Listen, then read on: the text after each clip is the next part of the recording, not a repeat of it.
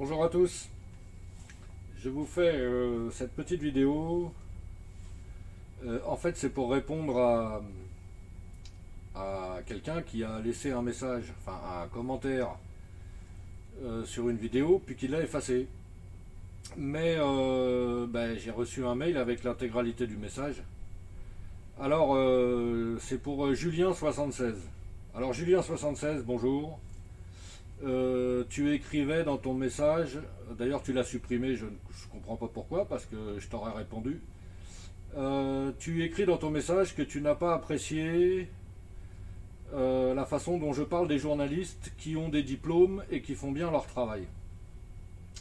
Et tu as sauté la première partie de la vidéo, donc tu n'as pas tout entendu, je pense.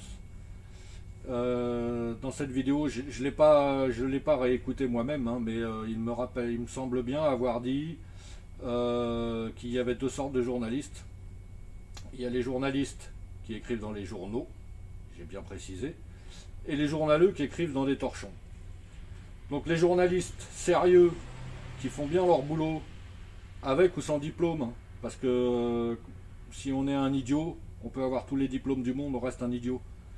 Les journalistes sérieux qui font bien leur travail, j'ai rien contre eux. Par contre, les journaleux qui écrivent dans les torchons et qui font très mal leur travail, avec ou sans diplôme, encore une fois, ceux-là, ils m'énervent.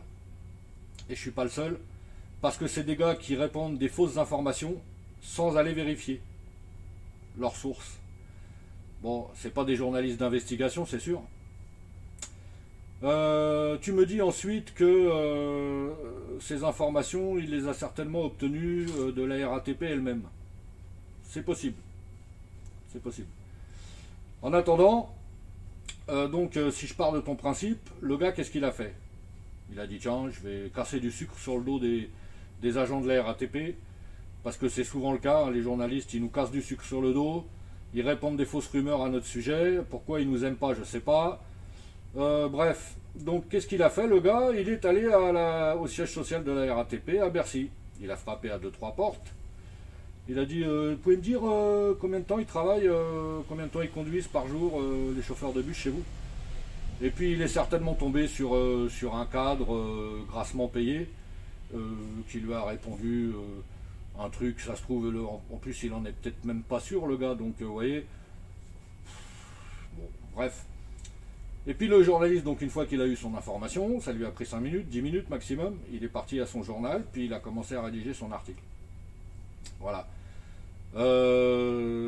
Coluche avait dit, dans un de ses sketchs, moi je ne sais pas si Julien76, si tu es assez vieux pour te rappeler de ça, Coluche avait dit dans un de ses sketchs, quand un journaliste, il n'en connaît pas plus sur un sujet que ça, il n'a qu'à fermer sa gueule. Ça veut tout dire, d'accord? Donc ton journaliste là, il est bien gentil, mais 4h30 par jour déjà, je le répète encore une fois, c'est pas vrai. Voilà. Ensuite, il aurait pu approfondir son enquête, c'est-à-dire au lieu d'aller frapper à la porte du siège de la RATP à Bercy, il aurait pu venir sur le terrain en immersion avec nous. Je l'invite à venir avec moi, s'il veut. De ce journaliste là, je sais pas, je le connais pas, hein. Je l'invite à venir avec moi, il vient passer 2-3 jours avec moi, c'est ça le travail de journaliste, c'est des investigations. On n'écrit pas un article sur quelque chose qui nous a pris 3 minutes et qu'on a entendu comme ça vaguement. Voilà, donc le gars, il vient avec nous, il vient dans les centres bus, il pose des questions aux machinistes, puisque c'est après nous qu'il en avait.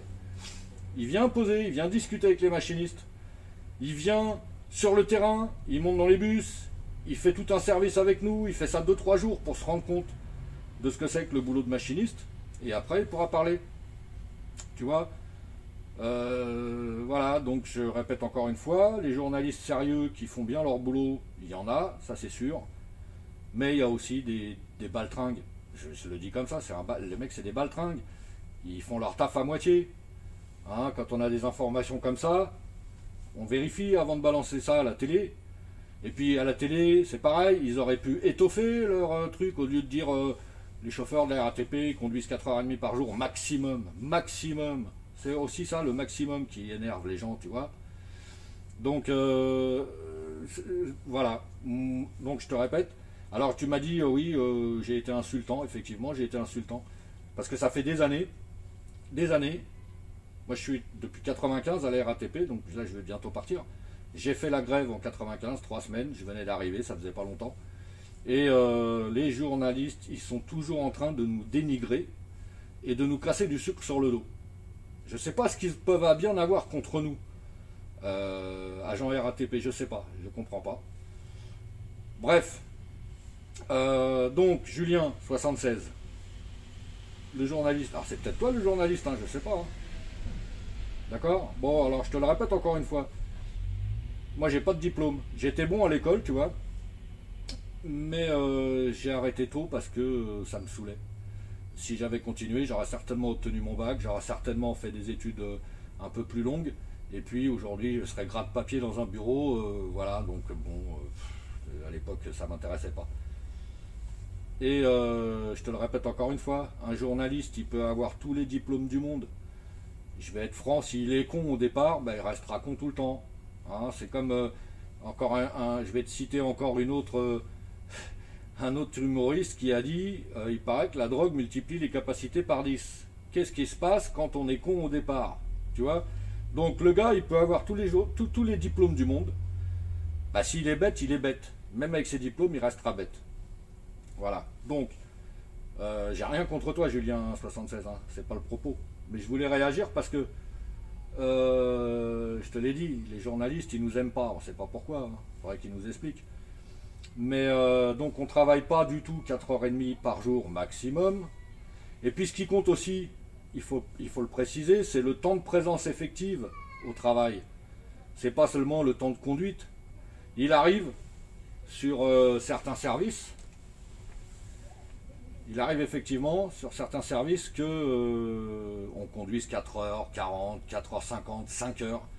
Il y a des services où on va conduire 5h30, il y a des services où on va conduire 6h. Il y a des services qui durent 5h30, des services qui durent 7h30, des services en 2 fois, qui font 2 fois 4 heures par exemple. Le temps de conduite d'un chauffeur de bus à la RATP dépend de la longueur de la durée de son service. Ça dépend de la ligne sur laquelle il roule, de la longueur de la ligne pour aller d'un bout à l'autre, des embouteillages.